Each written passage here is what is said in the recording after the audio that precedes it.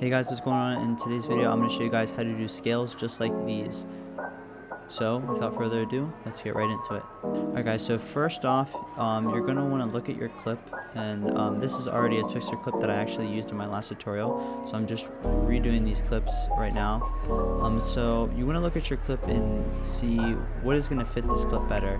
Is a zoom out going to fit this clip better, or zoom in? Now, of course, if you can zoom in the clip and it still looks good, I recommend zooming it in, because other clips don't always look good zoomed in. So for this one, I'm gonna have it zoom in. So right off the start, I'm gonna have it scale from 100 all the way to the end to about 125. Now for me, I like to put the keyframe 1 off from the beginning, because I usually have a shake here in the beginning, and you can't see the start of the scale, which is usually the biggest jump from 100 to 125. So you want to make sure that you always put it about 1 or 2 frames ahead, depending on what shake you have and what looks better. And for my graph, I always use a graph just like this. This is the graph I use for scales, and inside here the graph looks like this. If you guys can get the flow plugin, you would just put this up here and save it, and then this is what the scale looks like. And then of course you can add other things on top. So I'm gonna add a lens blur on top of this clip, just like this, and I'll just add a shake that I have. By the way, these shakes that I have are in my payhip, in my card in the description. So if you guys want to get access to all my presets and stuff like that, you can go on my card and go to my payhip, and all the stuff will be there. So this first clip already looks pretty nice, just like that. Looks pretty clean.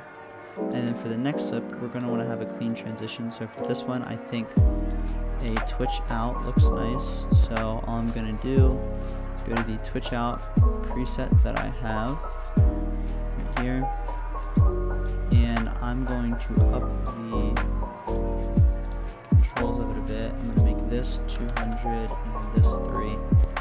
And boom, just like that. It looks clean. And for this, I'll just add another shake. You can add the same one, doesn't really matter. And then of course we're gonna add a lens blur on it.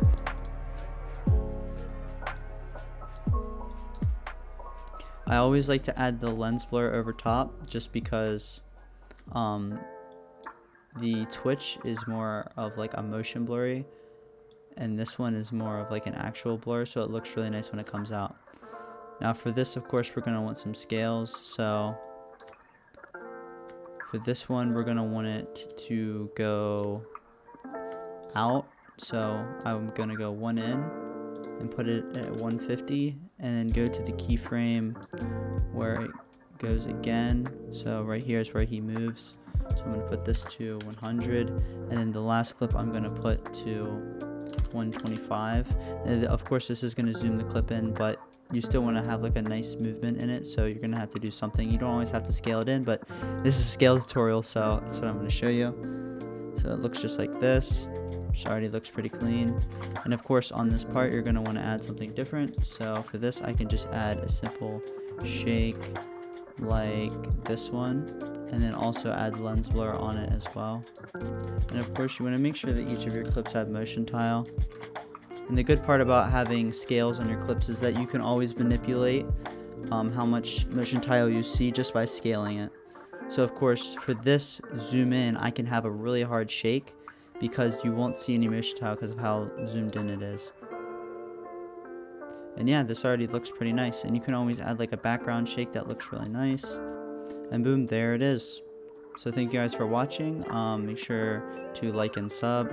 On my last video, I did make a Twixtor tutorial on how to do Twixtor just like this, so if you guys are interested, go check it out. So peace out.